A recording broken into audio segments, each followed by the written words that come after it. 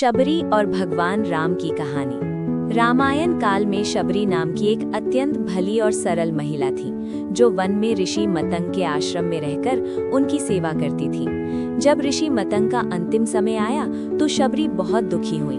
उन्होंने भी अपने प्राण त्यागने की इच्छा जताई, लेकिन ऋषि ने उन्हें रोकते हुए कहा, पुत्री, तुम यहीं आश्रम में रहकर भगवान राम की प्रतीक्षा करो।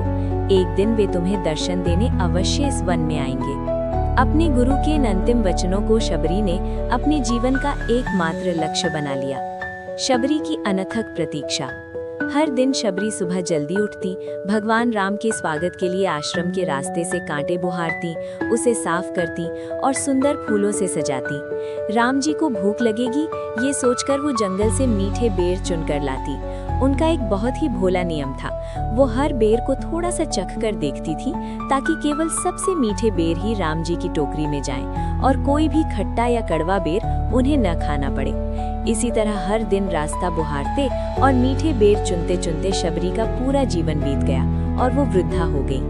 भगवान का आगमन। अंततः वो दिन आ ही गया। माता सीता की खोज में वन वन भटकते हुए भगवान राम अपने भाई लक्ष्मण के साथ शबरी के आश्रम पहुंचे।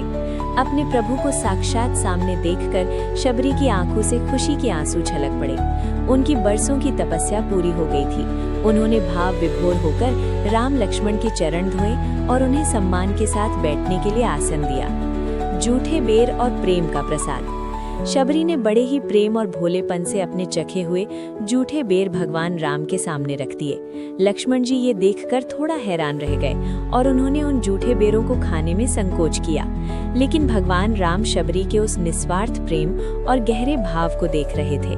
उन्होंने बड़े ही चाव और आनंद से उन जूठे बेरों को खाया और उनकी मिठास की बहुत प्रशंसा की। राम जी ने लक्ष्मण को भी समझाया कि ये कोई सामान्य फल नहीं है, बल्कि ये शबरी की निस्वार्थ भक्ति, प्रेम और बरसों की तपस्या का अमृत है। भगवान ने शबरी को नवधा भक्ति का उपदेश दिया और उन्हें मोक्ष का वरदान देकर आगे की यात्रा के लिए प्रस्थान किया। कहानी से सीख। सच्ची भक्ति और प्रेम में कोई ऊंच नीच, जात पात या कर्मकांड का दिखावा नहीं होता। भगवान केवल सच्चे भाव और निर्मल हृदय को ही स्वीकार करते हैं।